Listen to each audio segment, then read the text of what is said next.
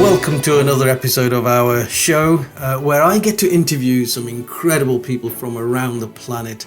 Leaders who have established themselves and are at the very top end of their game. These are people who I've seen, I've approached, maybe I've worked with, who have inspired me. Sometimes people just catch your attention for the things that they're doing. Very often these people don't shout and yelp about it, but often these people are incredible. So I'm looking for people around the planet who are practicing emotional intelligence and demonstrating emotional intelligence. And you see the benefits of having and adopting that kind of a leadership style. Today's guest is, I'm particularly excited to interview him because he's a former police officer just like me. In fact, Andy left the police service, I think only a few months after I did. So he's had a similar kind of time out of the police service, some 7 years or thereabouts. And Andy has gone on to do some incredible things. I came across Andy's profile just a few days ago, but we've been connected for a long time. Now, Andy, since he's left the police services, after 32 years, he was a cadet just like me, and then 30 years as a police officer, he's gone on to do some incredible things. He's a digital workplace change consultant. I'm going to have to find out what that means. He's worked globally.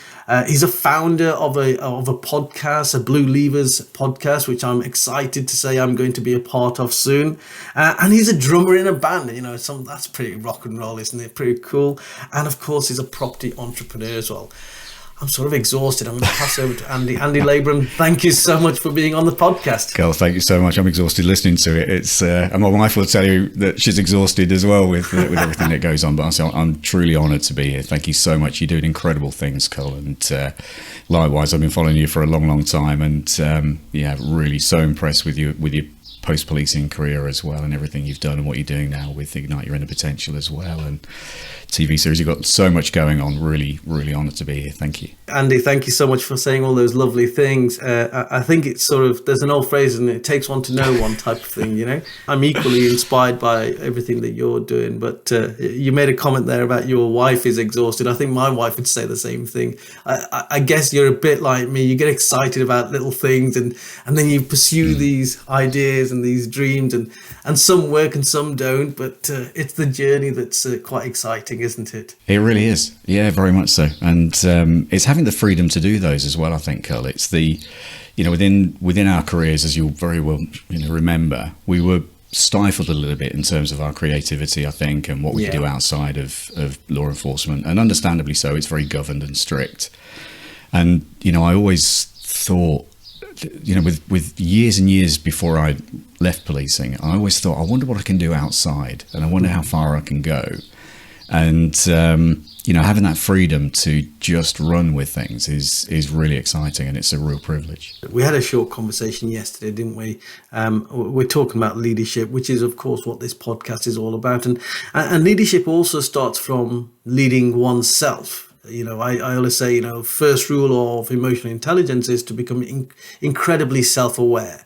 You just mentioned there that you couldn't do half the things that you're doing now, or think in the way that you're thinking now, because it wasn't sort of the done thing in the police service. As much as we try to say that we were very creative and innovative in the police service, perhaps we weren't anywhere near as much as we could be, or we are right now. So, and there's all sorts of reasons for that, as you mentioned, the governance structure that we needed to have. I truly believe that perhaps we overdo that sometimes anyway. In many organizations become risk averse, and they sort of stifle creativity and innovation. I'm just working with a healthcare provider right now, having done a cultural audit where it's demonstrated exactly that. A lot of staff are saying, hey, I've got all these great ideas, but I don't feel that I'm able to bring these ideas out because the environment around me is so risk averse.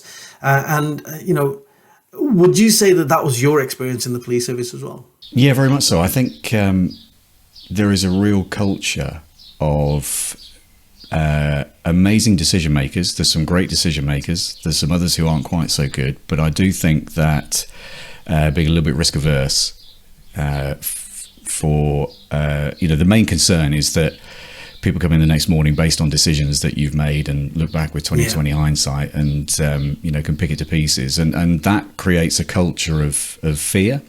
And I don't think it's just necessarily in policing. I think, I've worked public and private sector, and that can be across the board. And it's I think organisations are becoming more creative and innovative. Many organisations, but I think those that are particularly linked to the government and the public sector in particular are a little more risk averse than those who are outside of the public sector. Yeah, I don't know what it is about the public sector, and I've done a lot of work around, quite a big spectrum of the public sector. I think there's something around the bureaucracy that exists within the public sector, and that's why it becomes such a hard animal to turn around, to influence. And very often, people use the analogy of transforming culture as a bit like turning the oil tanker around. It takes forever. Now, I don't particularly sign up to that, because sometimes I think we say these things and it's almost like an excuse not to do something. But there is this sense of bureaucracy, the sense of you have to jump through various hoops to get things done.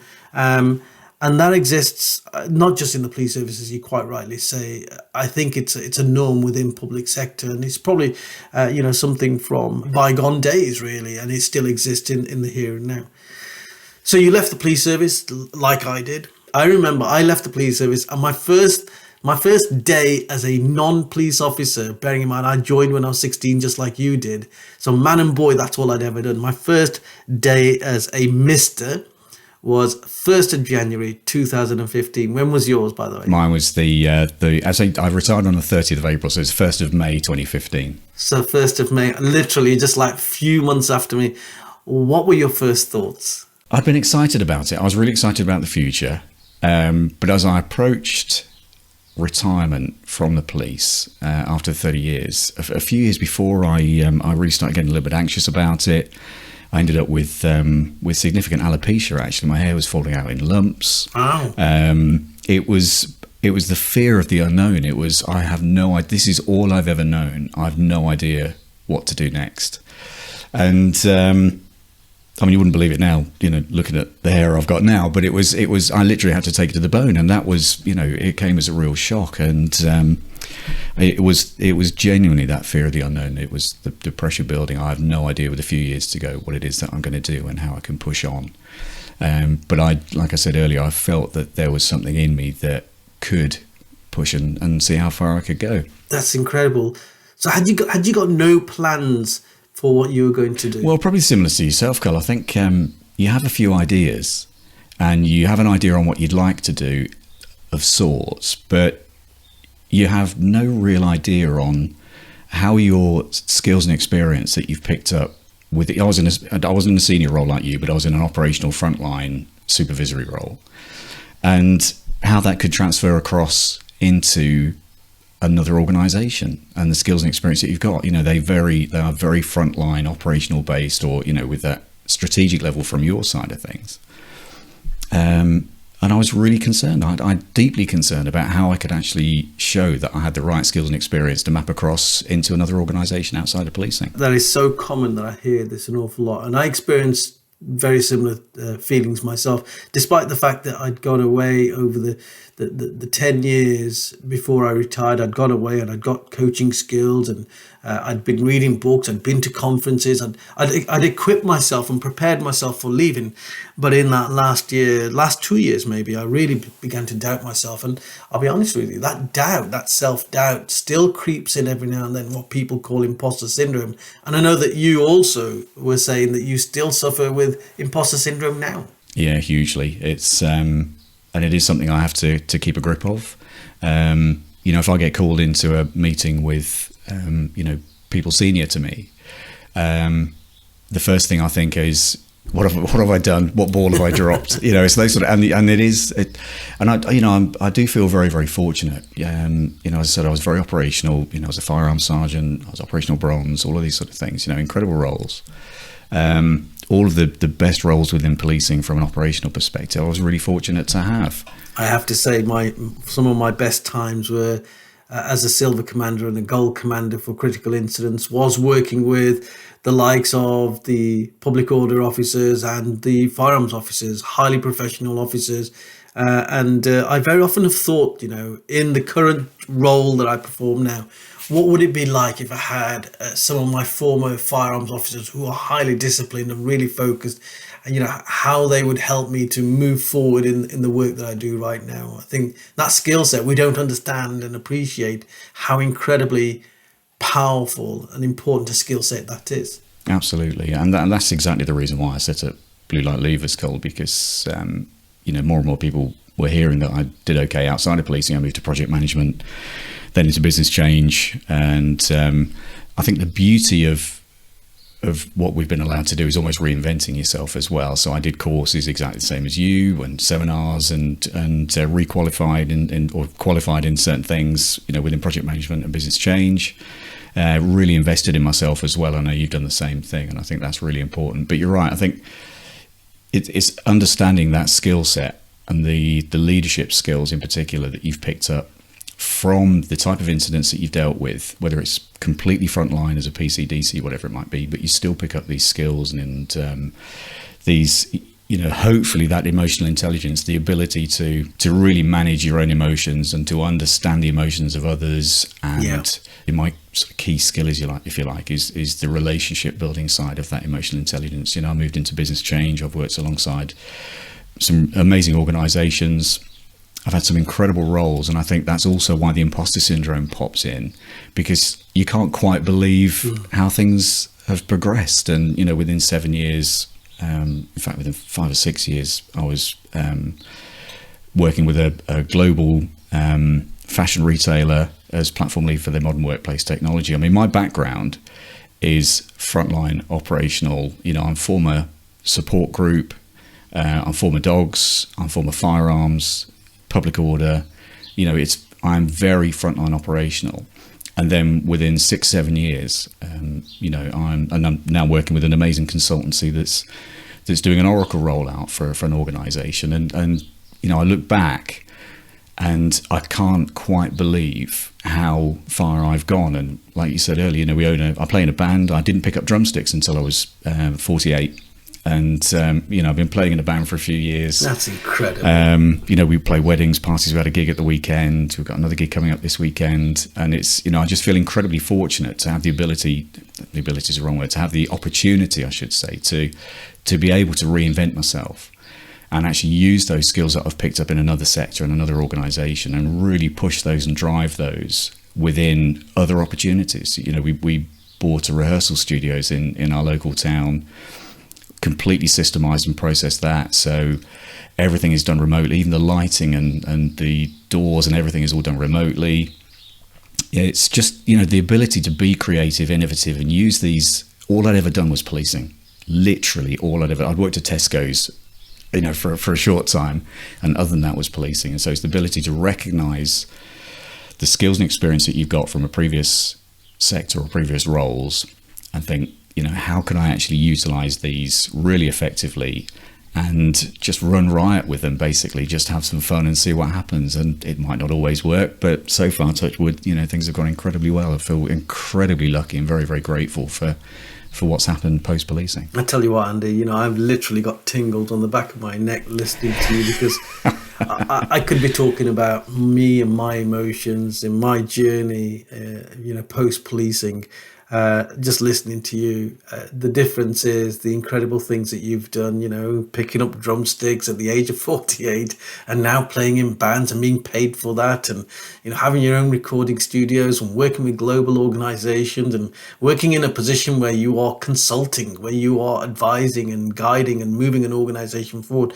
Who would have thought that you'd have been thinking about doing any of this when you were a police officer? And who'd have thought I'd have been, yesterday I announced on social media that a police drama that I had co-created, that I had the vision for, from a conversation with a scriptwriter, has gone into production with the BBC, and it's going to be aired on BBC One in a few months' time.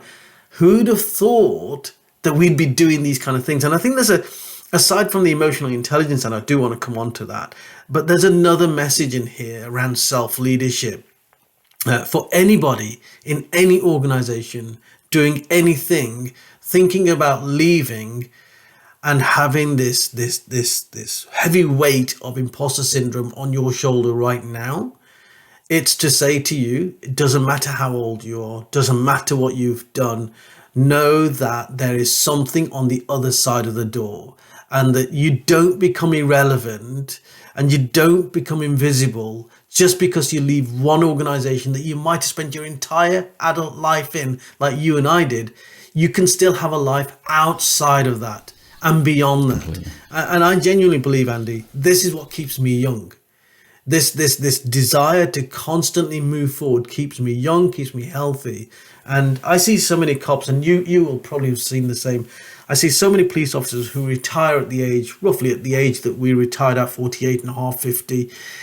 And suddenly, that's it. They define themselves as being retired. And suddenly you see them getting old, looking old, and having old people illnesses.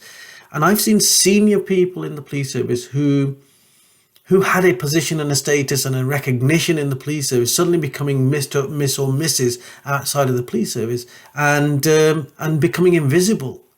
And I think, what a waste of talent. What an incredible waste of talent that would be. So well done to you for picking up the mantle for yourself and for contributing back into society and doing all the incredible things that you're doing.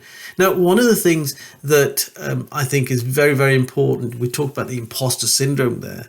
The imposter syndrome for me is really a definition of the relationship that we have with ourselves. Now, I always say that your biggest friend and your worst critic in your entire life is going to be you. So that's an ongoing relationship that we need to nurture throughout our entire lives. It never stops as far as I'm concerned. But then there are lots and lots of other relationships outside of ourselves that we have to nurture. And I realized the importance of relationship building a long, long time ago, back when I was a beat Bobby, and I recognized that having a cup of tea with the guy that burns all the council rubbish at 5 o'clock in the morning would be so critical, because he would be able to tell me what goes on the high street, which shop is opening up early, which shop is having problems, what burglars might be about. And I think one of the things that we've learned in the police service, you and I have probably learned, is this art of relationship building, because without that, you really are going to struggle as a police officer. So how has relationship building worked for you post-policing? You're right. It is a key skill, and I don't think the importance of it is truly recognised. And I think certainly the skills that I picked up around relationship building, within the police, they undoubtedly have had a massive impact on my post-policing career. But I think it's not just, people talk about relationship building, but it's actually connecting at a deeper level. And I think it's about showing kindness and showing empathy and understanding someone else's perspective and point of view, and actually being prepared to listen to them. Yeah. And then, if you relate that, then that relationship building and that connection at a deeper level, from my side of things, having been freelance and helping guide and support others from the emergency services who are now looking to transition, I push the importance of things like interview skills. But when we're talking about interview skills, we're talking about trying to make that early connection. But if you look at all of the key skills that are required now within a work, within a career, from the interview stage all the way through to leaving an organization, that ability to build those relationships is linked to all of those key skills that are really sought after within different organizations now, being the ability to be able to communicate at all levels, both in writing and face-to-face and non-verbal, and, we talk about mirroring and these sort of things as well. It's understanding, really listening and understanding where it is people are coming from, and, the ability to work in a team and collaboration in particular, and innovation and creativity. They all come back to relationship building. They're all really deeply linked to that deeper connection, that ability to manage your emotions and to recognize, where other people are at and communicate with them at the right level. All of these things are so vital in a modern workplace, particularly when we're doing, a lot of hybrid working nowadays. Yes. So being able to portray that in the right way across a digital platform such as Teams or Zoom, again, is really key. So for me, that the skills and experience that I've picked up in that previous career in policing have been absolutely vital, and literally trying to make a split-second connection with someone when you're in an interview and those sort of things is all the way through to developing and moving on within an organisation. It all comes back to relationship building and the ability to do that. If there's one skill set that I think is fundamental in today's world, it is the art of relationship building. And to be honest, there's no real art there. It's actually about stripping back and becoming more human, hence the human-centered leadership podcast. But it is about becoming more human in your interactions, more authentic in your interactions, demonstrating more vulnerability in your interactions. And the more vulnerability you demonstrate, the more people are going to be drawn to you, because I think by and large nowadays, having gone through the experience that we've gone through the last 2 years with the COVID experience and the pandemic and the isolation, people are drawn to authenticity now more than they ever have been. And this is what I'm picking up from so many organizations that I'm working with, that when it comes to leadership, people are looking for authentic leaders. They're looking for leaders who can make mistakes and who admit making mistakes. And relationships carried me through the police service. I mean, I was an introvert from the outset. And you will know that in that era, in the time that we were in, I think extroversion was probably a more sort of demonstrated skill set within the police service. More cops were extroverted, and I think the introverted cops or introverted members of staff would be sort of set by the sideline. And I realized there's a power in introversion as well. And the power is that when you have one-on-one relationships, you can actually create deep, lasting relationships. Now, one of my tests for this was I used to get really frustrated with the bureaucracy. So, whenever something would be wrong with your computer, you would have to fill an online form in to get your computer fixed or your phone fixed or this, that, and the other. I never did that. I refused. I just didn't want to buy into the bureaucracy. So I'd phone John in the computer department, in the IS department, and I'd say, John, have you got time for a cup of tea? And he said, yeah, come. I said, can I bring my laptop with me? Because it's not working. There's something. Could you just have a quick look at it? And he'd fix it there and then. Whereas somebody who hadn't developed relationships and was just simply driven by process would probably have to wait a week or 2 weeks to get their complete equipment fixed. So that for me was always a test. And the other great test for me was coming in the morning, and I used to come in just that 1 hour early so I could sit and have a cup of tea with the cleaners. Absolutely. And it's incredible what the cleaners know and the information that you pick up. And that relates, from a policing perspective, relates into community intelligence.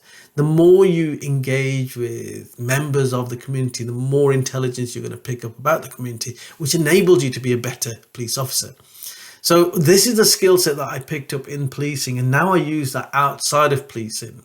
So I'll speak to key individuals, not necessarily the people at the very top, but sometimes it's the people in the middle that have more information that guide me into who are the right people that they can introduce me into for either them to buy my services or for me to be more aware or have a better conversation or whatever it might be. It's those people in the middle. So ordinarily we'd be thinking go straight to the top of the organization and you've got it made, and actually they're not the decision makers. The decision makers sit around the middle of the organization. Yeah, undoubtedly. Everything that you've done, all the incredible things, and you've literally done a 180 with your career choice. You've gone from being policing and very much in a tactical operational specialist arena to now managing change, digital change within organizations, which is just so, they're so far apart. It's just incredible what you've achieved. But what were the key relationships that helped you to move towards that, make that huge transition? So alongside that relationship building, I think, you've touched on it as well, Kul, is actually a degree of humility as well. Yeah. And actually understanding and recognizing and I don't just mean this from policing, I think this is across the board, particularly when you move from one organisation to another, or a career path to another career path, it's recognising and being able to verbalise the fact that, yes, you've got certain key skills and experience that you can bring to a new organisation or to a different relationship. But it's having the humility to be able to say, look, I know I've got these skills and experience, but I'm right at the start of my journey and I've got so much to learn. And I'm really excited about the opportunity to be able to progress within this particular organisation. And, I know I'm going to pick up some new skills and experience. And I know I can bring a lot here from what I've done previously to help you as well. So for me, I think it is the relationship building. It's that ability to connect at a deeper level. It's fundamentally, it's being kind. It all boils down to kindness. It boils down to the fact that everyone you speak to has a story to tell. Everyone you speak to, there'll be things that I don't know about you, but if we, because we've talked about grabbing a cup of tea and talking things through, and I know that we will find out more about each other. And every single person, if you have the time to sit down, be kind, listen to their story, that's that connection at a deeper level. And so for me, the fundamentals of that emotional intelligence, that particularly within relationship building, are that be kind. Listen to the story, talk about them. It's not about me, it's about them. And having that degree of humility when you are talking to them, that you might be in a senior position within an organization, but actually understanding that what they're doing is key and really important, is absolutely fundamental. So it boils down to being kind, degree of humility, and that ability to really connect with people at a deeper level. Succinctly put, and if we can embody all of those issues that you're describing there, I think we'd be outstanding leaders, not just in the organization, but in our lives and in the relationships we do nurture as we go through life, whether it's with our kids or with complete strangers. We have a greater chance of those relationships. And I have found that the better the relationships I have with the people around me, the more I achieve. And probably the happier you are as well, Kul. And the happier you are, absolutely. It makes a massive difference. It's happiness. Yeah, and this journey is not a singular journey. It's not like me traveling on this journey alone. It's me traveling on this journey with a lot of other people. And I touch points with these people at various parts of that journey. And one might reconnect with somebody further on down that journey. But isn't it great? When you've got it right, isn't it great when you are able to ring somebody up 2 or 3 years after you've last spoken to them and you still have a conversation as if it was yesterday? And that for me is the power, the demonstrable power of good relationships. And if I can just go through life and just build relationships around me of that quality, I'd be a very happy man. Absolutely. And I think the happier you are, the more productive you are, the more you achieve. And for me, there's no sort of silver bullet. There's no other magic. It is about that. And of course, to have a better relationship with yourself as well. Completely. And I love what you talk about, the humility. I love to surround myself with people who are more advanced, more successful, more achieved than I am. Yeah. Because it always gives me something to aspire towards. I can't remember, it might be Steve Jobs, isn't he? I'm going to get corrected here, I'm sure, by someone, but it's, if you're the smartest person in the room, then you're in the wrong room. It's an absolute classic. Yeah. But so true. I hit my first project management role. I was very naive. I'd done some project management work towards the tail end of my policing career. I was very fortunate. But I was surrounded by 6 individuals in my new role that were exceptional. And so I learned from them. And in theory, I was in a senior position to them. But they taught me so much, and just allowing them to run and, using, the skills and experience that we picked up previously, the relationship building side of things, understanding them as people, not just as, work colleagues, that made such a difference. 100%. They probably helped you because they believed in you, they had a good relationship with you, and they trusted you. And otherwise that wouldn't have happened. They could have quite easily thought, well, we'll let him fail on his own accord. And I think that is also something I saw in my policing career throughout. And it's been an absolute pleasure talking to you. It really has. I can't wait for us to meet up and have a long green tea conversation over this. What are your plans, next plans? If you have any more, if you can squeeze any more in, what would they be now? As you know, I work full time within IT. I deliver some training as well. As you know, I do help former colleagues across the UK and globally, in fact, find new careers outside of policing as well. And obviously with the band, with my amazing family, I'm pretty full, to be honest, with the rehearsal studios as well. I'm pretty full, so it's more of the same. I'm really enjoying what I'm doing. I've got a great work-life balance at the moment. It might not sound like it, but got a great work-life balance and surrounded by incredible people. And genuinely, I'm truly honoured to have been asked to speak with you, Kul. Thank you so much. No, it's been an absolute pleasure. And of course, we need to wish good luck to your son who's doing his first GCSE exam today, if I remember. So what's his name, sorry? His name's Cameron. Let's give a shout out to Cameron and wish him all the very best luck. That's really kind of you. Andy, we will catch up soon. Thank you so much for being here. It's been a real pleasure. Thanks so much, Kul.